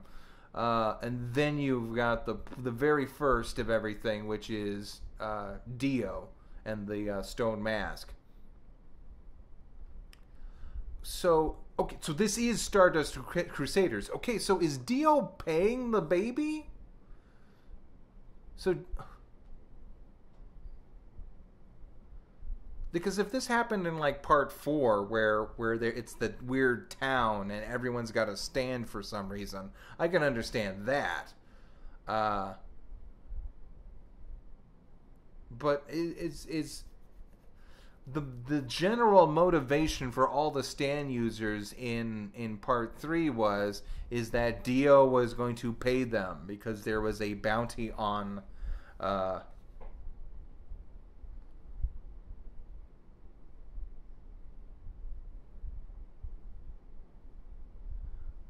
So what? No, Dio just charmed this baby into being evil. Shit. Okay, that's weird.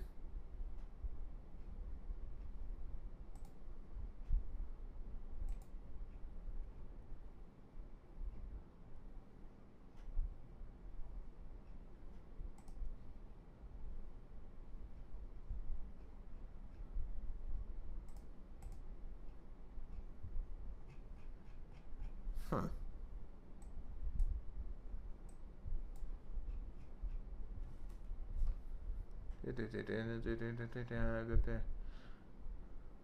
No, Dio is more or less a cult leader.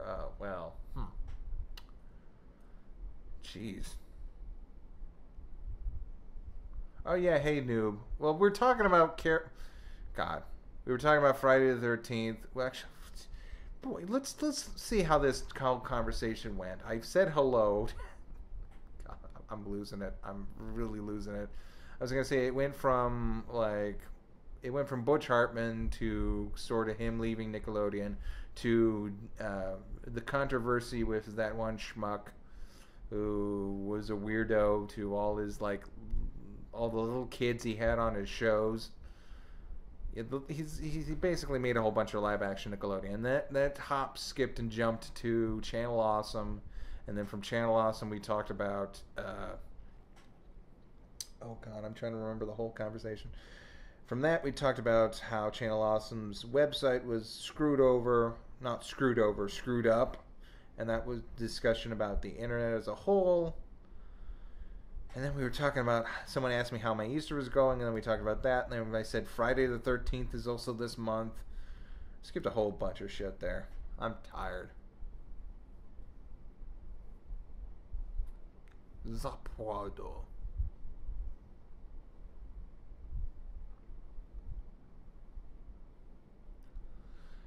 It's part 6 that explores the cult aspect. No, wasn't part 6 where where Dio actually got dinosaur powers on top of the time stop powers? And he can turn people into tree dinosaurs? I don't know, whatever shit.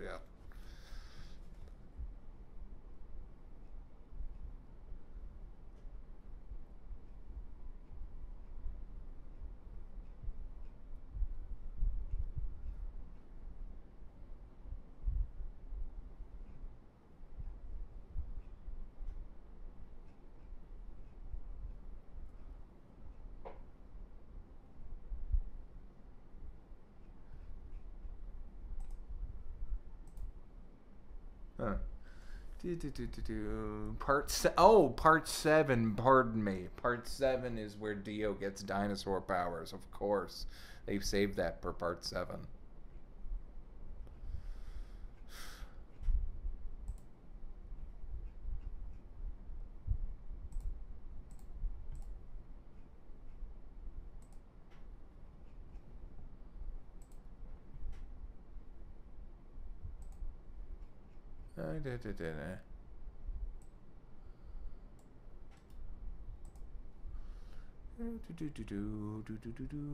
I can't wait until next Pizza Party podcast because you freaking know Nolan is going to bring Sia. Ah, yeah.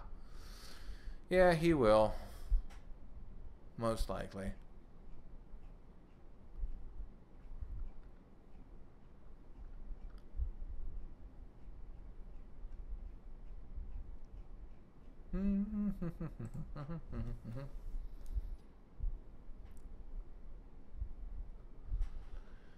Went to Toys R Us. You know, there's a Toys R Us around here.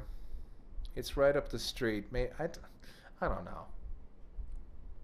One time there was this video store that I loved, and it was just went out of business all of a sudden.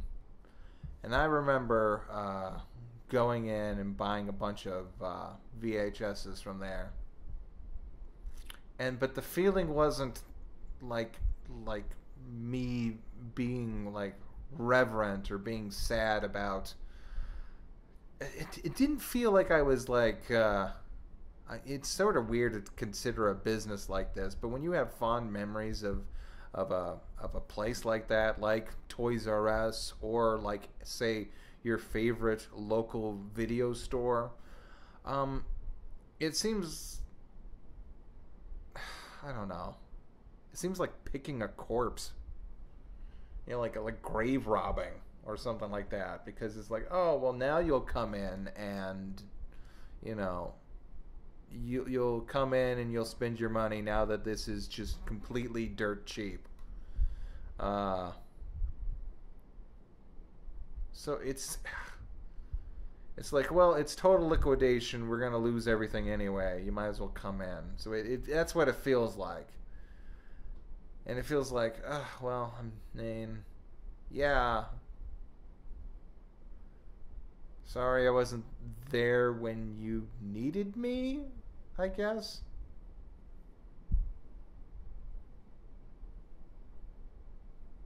Exactly, like vultures circling. But on the other hand, people, like, there's tons of articles saying, oh, well, it's because they were so expensive. And it's like, no, it's because they basically got bought out, and then they had all this debt dumped on them by these asshole hedge funders or whatever.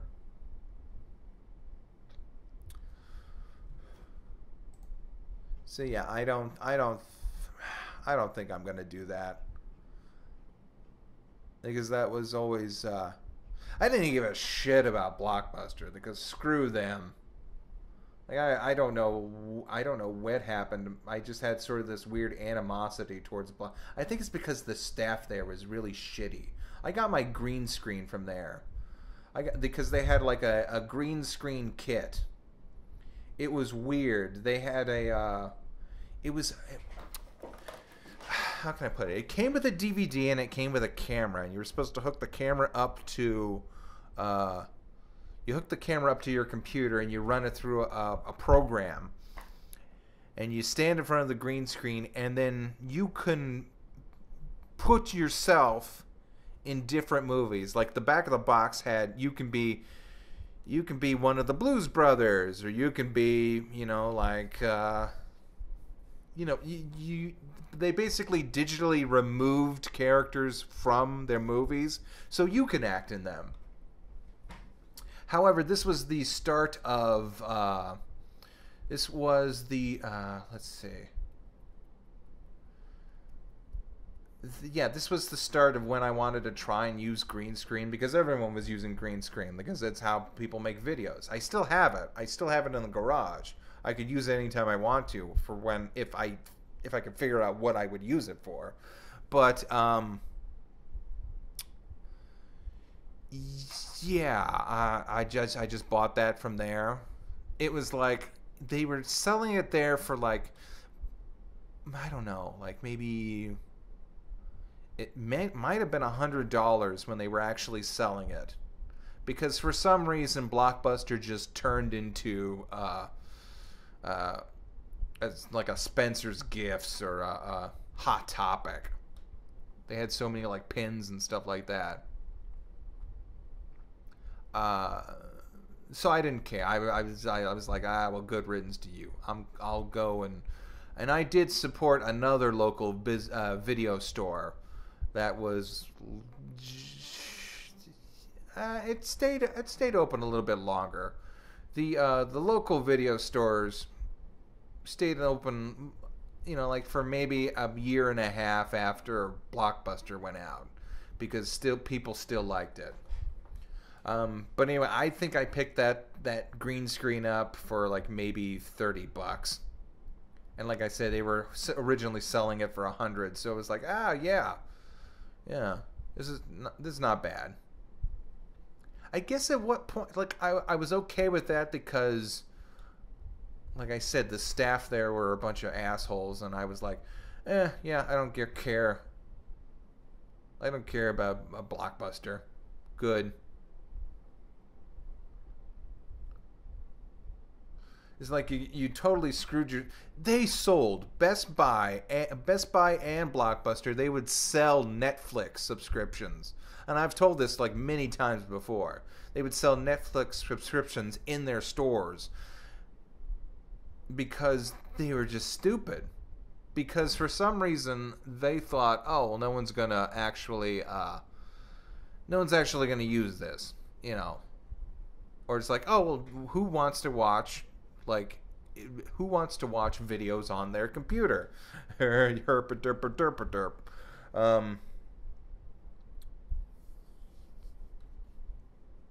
So, good news for putting yourself out of business, assholes. So, like I was saying, like I didn't feel bad about Blockbuster because I was kind of didn't like the place. You would have to be happy that Toys R Us was going out of business by kind of being spiteful to Toys R Us, but no one would be that spiteful. At least I don't think so.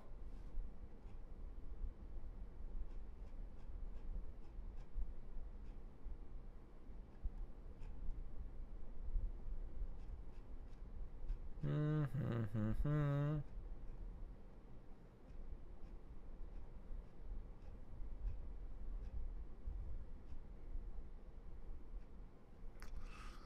do, do, do, do.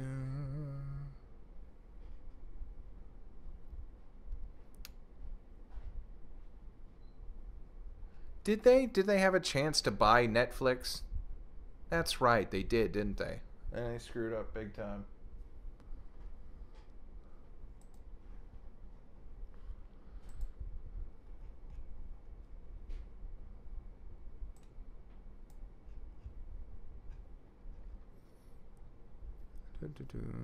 There was a local video store named Captain Video, and I'd like to collect. I'd rent their I'd have this collection. I'd always rent Rockadoodle, Little Nemo, Muppet Christmas Carol. Good set. I remember when I went to, because Blockbuster always had to have all the new stuff, and then I went like just a little bit down the road, and there was Hollywood Video, and it was a much bigger space than Blockbuster, and they had like they still held on to VHSs smartly. I would have to say they it was a smart move on them, because I would go in there and I would get excited about this huge collection of things I've never even seen before. And I think I spent like maybe the good part of 5 years renting as much as I could from there, because they had just like all sorts of good stuff. And then of course you had the little video game section. God, what was the last video game I ever rented? I'm trying to think. Like rented and really played. No, it wasn't the X. No. The 64 had been out for no, not 64. Shit, that's way too old. I'm trying to think. Well, the GameCube. The GameCube had just come out. It wasn't anything on the Wii, was it? Maybe it was the Wii. Wii games. No, I still think it was. That's a shame, because I always remember loving renting video games, and I can't remember when the last one I rented was. There was a point before the PlayStation 4, before like downloading games, that I just stopped playing video games completely. I think it was when my brother wanted a Nintendo Wii, and I really didn't care for the Wii that much. But anyway, we were always used to, that would be a big Christmas gift, is we'd go in on one gift together, and that would be it. And I said, yeah, get a Wii, because I didn't really care either way. And he got that. He had a lot of fun with that. And then that's when I went to college, and I started getting other things. I really didn't have the time to play big video games. Also, that was also when I discovered Newgrounds. And Newgrounds was not like I didn't hold a candle to, the Wii or the Xbox or PlayStation, but it had a lot of those weird little nifty games on there. Flash games. Like zombie baseball was fun. And it was like, and I was also interested in seeing what people could come up with, their ideas and their different, everything that they could with just like these little things. It was like almost going way back into the 80s where people could just make a game by themselves and publish it. And I was so interested in that. I was like, oh, this is cool. I'm going to try and do this. Plus, it was free and cheap. And, there's no... You could do that. You can, like, play you could play a Flash game for one afternoon and then not. Is Newgrounds still popular? I don't know. Is it? Is it popular with their games? I would assume maybe with games, because I can't think of any place you can actually... test games or try them out. I mean, I think most people had made a thing about Steam, where they could just throw any crap on Steam and then have it sell. It's like, Newgrounds was amateurish at one point, but I mean, people like abused the crap out of Steam. Like, that was some pure garbage. But anyway, yeah, and then I just sort of lost interest in games, and then out of nowhere, my brother gives... Oh, wait, no, it wasn't out of nowhere. My brother gave me the PS4 because he sold the Wii without telling me for like a couple years, and then he got some money and says, hey, I felt really bad about selling the Wii without telling you and keeping the money for myself, so here's a PS4. I was like, oh, okay, cool. And it only became a problem because when I started making Cheap Damage and I started collecting the Wii version of what was it? Was it Zoolander? No. Spyro, the Spyro toys. Anyway, that's enough for tonight. Whew. That was a rambly one. But anyway, there we go. We're done. That's, I forget her real name, but that's not her real name. But the commissioner is always right. Anyway, thank you for joining me this evening for this long, just meandering... That wasn't even a diatribe. That was just tired, mushy noises coming out of my mouth. Anyway, everybody, enjoy yourselves. Maybe, let's see, what's tomorrow? Maybe Wednesday we'll do some Hearthstone. Who knows? Anyway, thank you all. You have a good evening. Good night.